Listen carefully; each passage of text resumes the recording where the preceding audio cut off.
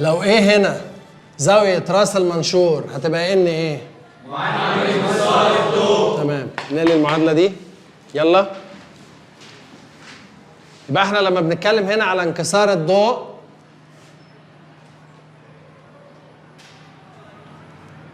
يبقى احنا بنقول انه معامل الانحراف. ابصيري قوم قوم. ايه هو معامل الانحراف؟ ايه معامل الانحراف غير الموبايل اللي في ايدك؟ ايه هو معامل الانحراف؟ طلع الموبايل هنا، حط الموبايل على التخته. انصراف. ايوه يا استاذ زكي، انا مش قايل لك ان انا متفق انا والاستاذ حسام عشان يجي هو السنتر النهارده؟ ما احنا بدلنا مع بعض يا سيدي. ايوه ايوه. خد يلا، ما تعملش كده تاني. يلا يلا اجري. اجي فين بس؟ اجي فين يا عم زكي؟ اسمعني بس، انا لسه في المدرسه اصلا يا سيدي. ما انا محتاج اروح البيت بس اريح لي ساعه ولا حاجه. قولي له مفيش فلوس الا لما هاني نخرج. هو ايه البعيد ده؟ ما عندوش دم ولا ايه؟ لا والله يا ابني ما حد عنده دم دلوقتي ابدا. خليه يخبط راسه في الحيط. وبعدين هو اصلا يجي لك انت يكلمك في حاجه زي كده ليه؟ ما يروح لاي شحط مش شحوطه جواز اخواتي، ولا دول مش رجاله؟ رجاله ايه بلا قرف؟ انت بس اللي راجل يا حبيبي. ربنا يعدي الكام شهر اللي فاضل لك على خير وترجع بقى تنور بيتك. ايه ده يا مالك ساكته ليه؟ أنا مش جاية عشان أتكلم، أنا جاية عشان أشوفك. وحشتيني يا بنت. أنت كمان وحشتني أوي.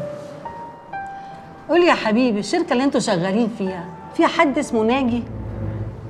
ناجي؟ ناجي بتاع الحسابات، مش فاكره؟ ناجي ماله؟ أصل ماما النهاردة كانت بتتصنت على الباب بتاع أوضتي وسمعتني وأنا بكلم ناجي في التليفون. كنت بكلمه في حاجات تخص الشغل، بس هي الظاهرة عشان على طول شاكة فيا افتكرت إني عاملة معاه علاقة بما إنك في السجن بقالك كتير. ايه ده ايه ده ايه ده؟ ايه هتصنت عليكي دي؟ تحلفي على المصحف إنك ما كنتيش بتتصنطي؟ هو انتوا لسه زي ما انتوا؟ ده انا قلت السجن اللي انا فيه ده هيخليكوا تهدوا على نفسكوا شويه. ما أنا قاعدة ساكتة قدامك أهو، هو أنا أصلا فتحت بقي من ساعة ما قعدت؟ لا يا اختي، انا المفتريه، انا اللي مش عامله حساب لحد. استغفر الله العظيم يا رب. انا اللي برد الكلمه بكلمه، انا اللي بعيب في كل الناس، وانا كل عيوب من فوق لتحت. انا اللي مش صاينه غيبه راجلي والناس في الرايحه والجايه بيتفرجوا على رسمي وكاسمي وشعري وريحه برفاناتي اللي من اول الشارع. قوم امشي، قوم ما تجوش هنا تاني خالص. انا اللي عمال اعد الايام عشان اخرج من المخروب ده. ده القعده هنا ارحم من القعده في الشوك يا شيخه. لا أنا مش مصدقة، أنت بتجمعني أنا وهي في جملة واحدة إزاي؟ صحيح، انت اتجننت. دي الهانم، ازاي تجمعها بالحوش اللي زينا؟ دي بتعرف تاكل معانا، دي بتخش اوضتها وتقفل عليها، وهي خارجه بتقفل الاوضه برضه لحسن نخش نوسخها. لا يا طنط، انا بقفل باب اوضتي عليا احسن ما اسمع شتمتي بوداني.